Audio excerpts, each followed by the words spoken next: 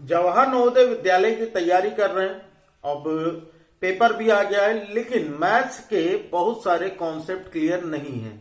तो क्या बिना मैथ्स के Jawahar Navodaya Vidyalaya entrance exam qualify होगा? तो भाई देखो, आज की वीडियो में हम लोग इसी बारे में बात करने वाले हैं कि हम लोगों के लिए कौन सा सब्जेक्ट बहुत ज्यादा इंपॉर्टेंट है और किस सब्जेक्ट का कौन सा टॉपिक बहुत ज्यादा इंपॉर्टेंट है। तो भाई जवाहर नवोदय विद्यालय में अगर आप सिलेक्शन लेना चाहते हैं तो वीडियो को लास्ट तक देखिएगा। वीडियो अच्छी लगेगी तो वीडियो को लाइक कर दीजिएगा, चैनल पर नए होंगे तो सब्सक्राइब कर बेल आइकन को प्रेस कर लीजिएगा। और मेरे सुरवीरों, कैसे हो? मैं हूं आपका मेंटर श्रवण शर्मा और आप देख रहे हैं एसजी कॉन्सेप्ट, जिसने कि अभी तक बहुत सारे बच्चों को सिलेक्शन कराया है पढ़ाई के माध्यम से जवाहर नवोदय विद्यालय में।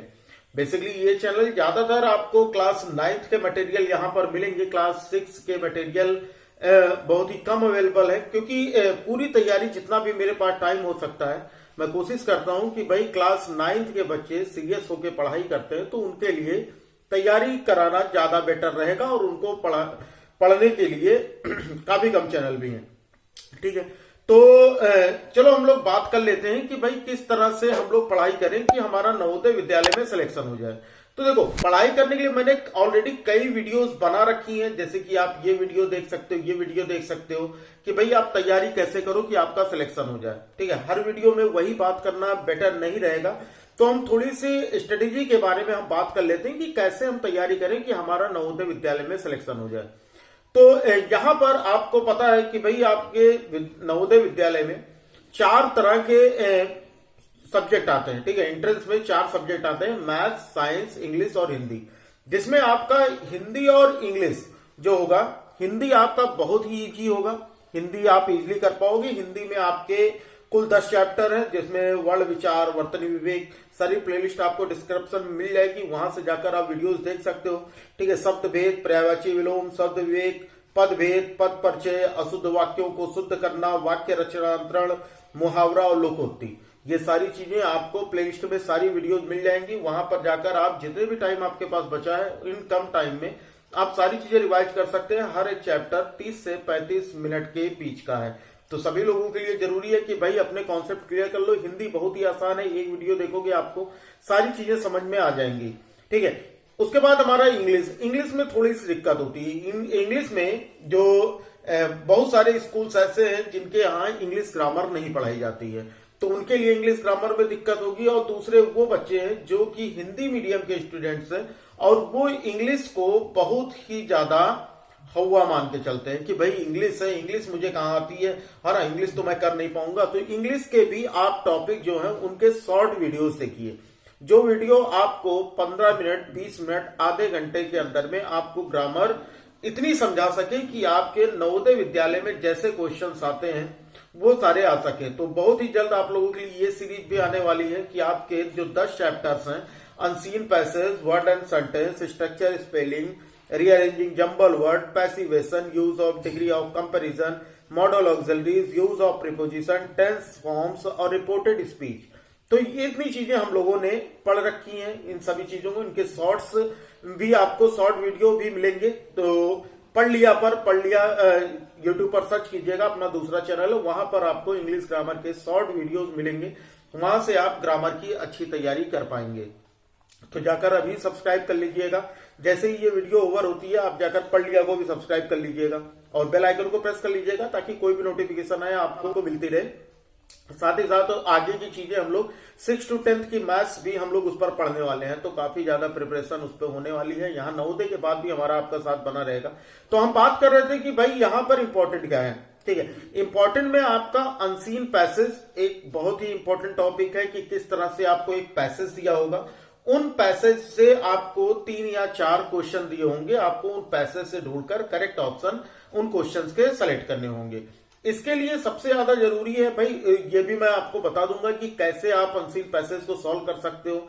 काफी ज्यादा बच्चों को दिक्कत होती है अनसीन पैसेज को सॉल्व करने में, क्योंकि वहां पर बहुत सारे ऐसे वो जो क्वेश्चन होते हैं वो लाइन ढूंढते हैं पैसेज के अंदर, और अगर वो पैसेज के अंदर वो लाइन नहीं मिलती है तो भाई उनके हिसाब से तो उस क्वेश्चन का आंसर ही उस पैसेज में नहीं है, जबकि जो भी आपका क्वेश्चन रहेगा वो पैसेज के ही अकॉर्डिंग रहेगा।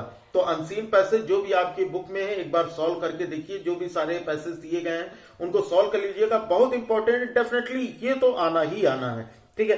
दूसरी चीज, हमें एक्टिव पैसिव और नरेशन यानी कि डायरेक्ट इनडायरेक्ट और वॉइस, इनके बारे में बहुत अच्छी जानकारी रखनी है, क्योंकि इससे आपको 2 से 3 क्वेश्चन आपके एक्टिव पैसिव रिपोर्टेड स्पीच से मिलेंगे।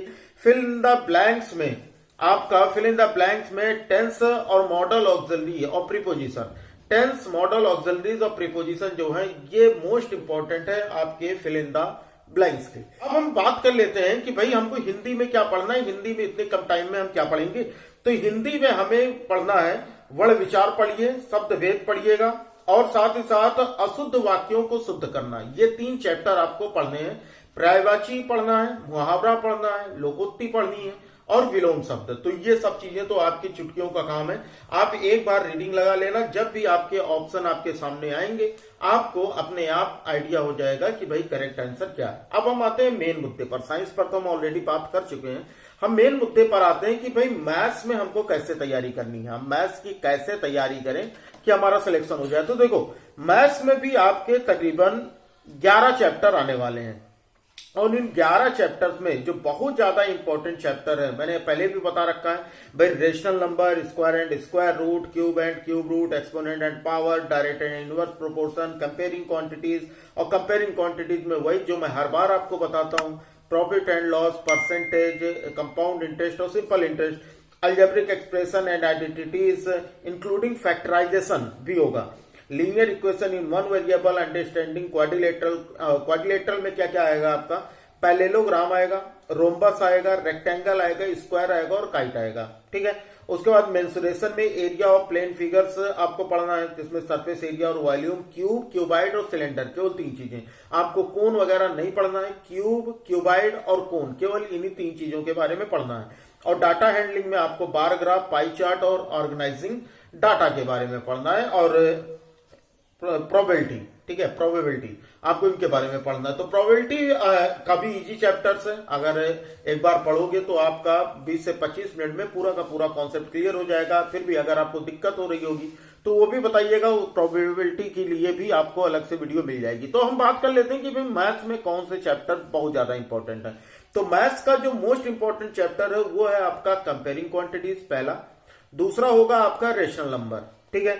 तीसरा आपका होगा direct and inverse proportion, comparing quantities, direct and indirect proportion, rational number, ठीक है, एक्सपोनेंट एंड पावर्स और साथ में अलजेब्रा, ठीक है, अलजेब्रिक एक्सप्रेशन।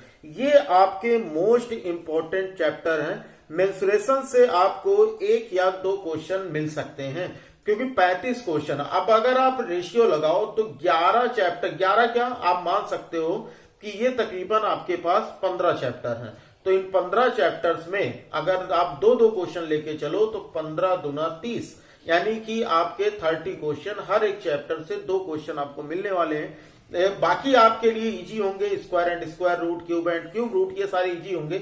लेकिन आपको खासा वर्क करने की जरूरत है, आपको अपना टाइम ज्यादा देना पड़ेगा कंपेयरिंग क्वांटिटीज में, रेशनल नंबर में, डायरेक्ट एंड इनवर्स प्रोपोर्शन में और अलजेब्रिक एक्सप्रेशन में, क्योंकि यहां से बहुत सारे क्वेश्चन हर साल एग्जाम में पूछे जाते हैं। अभी आपके पास टाइम है, इन चीजों को आप तैयार कर सकते हो।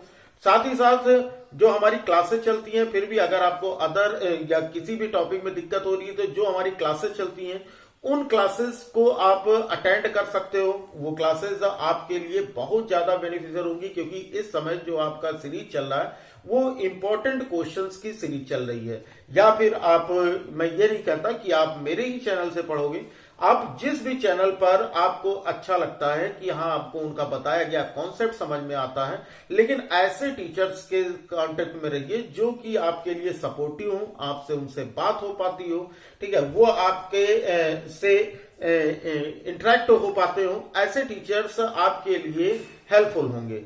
अदरवाइज अगर आप केवल इसलिए पढ़ रहे हो कि भाई बड़ा चैनल है तो हम उसके साथ हम रहेंगे वहां पर, तो भाई वहां पर आपके लिए प्रॉब्लम हो सकती है।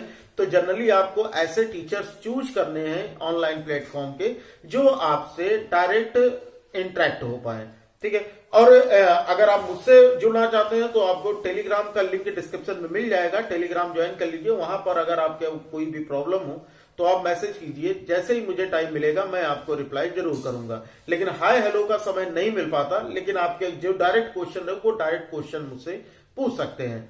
तो ये रही बात कि अगर आप इस तरह से तैयारी करते हो, इंपॉर्टेंट चैप्टर पर आप खास ध्यान देते हो, तो आपका नवोदय विद्यालय में सिलेक्शन हो सकता है, अगर आप पूरी ईमानदारी से और पूरी मेहनत से पढ़ना चाहते हो। ठीक है, उम्मीद करूंगा आपको मेरी बताई गई बातें आपको समझ में आई होंगी और आप आज से ही इन सभी पॉइंट्स को फॉलो करोगे। जो मैंने आज इंपॉर्टेंट चैप्टर्स बनाए हैं, उन चैप्टर्स को आप एक कॉपी पर लिख लीजिए और उसके बाद उनका टाइम शेड्यूल फिक्स कीजिए कि कितने दिन में आप उन चैप्टर्स को कंप्लीट कर देंगे। अब जब आपने पूरा साल बर्बाद कर दिया है, तो इन 10 से 15 दिनों का समय तो आप यूज कर ही सकते हो, और कोशिश ये करो कि इन 10-15 दिनों में हम इस तरह से अपना टाइम मैनेज करेंगे, हम अपने चैप्टर्स को कंप्लीट करेंगे कि ये 6 महीने की पिछली पढ़ाई कवर कर दे।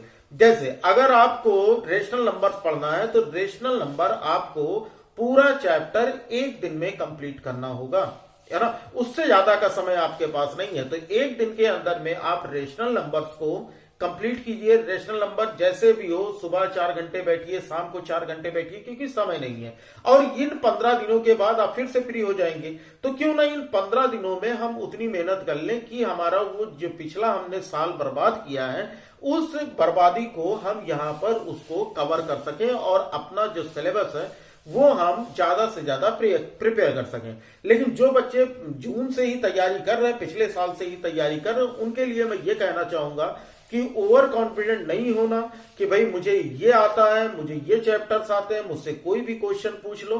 क्योंकि जो लाइव क्लास चल रही है उसमें आपके क्वेश्चंस देखने के बाद समझ में आता है कि भाई आप धीरे धीरे ओवर कॉन्फिडेंट हो रहे हो।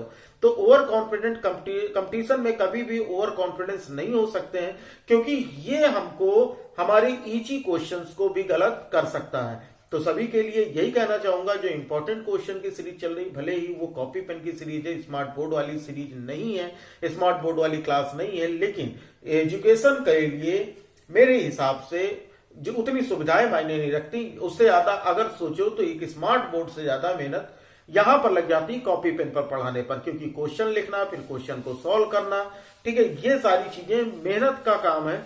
तो मैं उम्मीद करूंगा कि आज जितनी मेहनत मैं करता हूं उतनी ही मेहनत आप भी करोगे मेरे साथ, और जितना आपके सिलेक्शन होने पर जितना आपके परिवार वालों को खुशी होगी, आपको खुशी होगी, उससे कहीं ज्यादा खुशी मुझे होगी, क्योंकि मेरा पढ़ाया हुआ बच्चा नवोदय विद्यालय का एक हिस्सा बनने जा रहा है। तो उम्मीद करूंगा भाई कि आप लोगों ने मेरी बातों को ध्यान से सुना होगा। वीडियो अगर अच्छी लगी हो तो भाई वीडियो को लाइक कर दीजिएगा। ऐसे ही और भी वीडियोस आपको मिलते रहेंगे। मुझे मोटिवेशन का वीडियो बनाने नहीं आते हैं, मैं ज्यादा मोटिवेट तो नहीं कर पाता हूं, लेकिन मैं बातें फैक्ट की करता हूं, क्योंकि मैं ऑलरेडी एक कंप्यूटर रहा हूं। तो एक कंप्यूटर का दर्द और उसके लिए क्या प्रॉब्लम्स आती हैं, ये सारी चीजें मुझे समझ में आती हैं, और वही चीजें मैं आपसे टाइम टू टाइम डिस्कस करता रहता हूं। तो चलिए फिर पढ़ते रहिए, ज्यादा समय आपका बर्बाद नहीं करेंगे, क्योंकि समय बहुत ही मूल्यवान है और समय बहुत बलवान है। तो जो अगर आप समय बर्बाद करेंगे तो वो समय आएगा कि समय आपको बर्बाद कर देगा। तो इसलिए बर्बाद न कीजिए समय को यूज कीजिएगा, और जितनी भी चीजें हो सके ज्यादा से ज्यादा पढ़ने की कोशिश कीजिएगा। खुद को, परिवार को, पेरेंट्स को, फ्रेंड्स को प्राउड फील कराने का एक मौका आप जरूर दीजिए। चलो फिर बच्चा लोग पढ़ते रहो, फिर मिलते हैं फिर अगली क्लास में। तब तक के लिए जय हिंद, वंदे मातरम।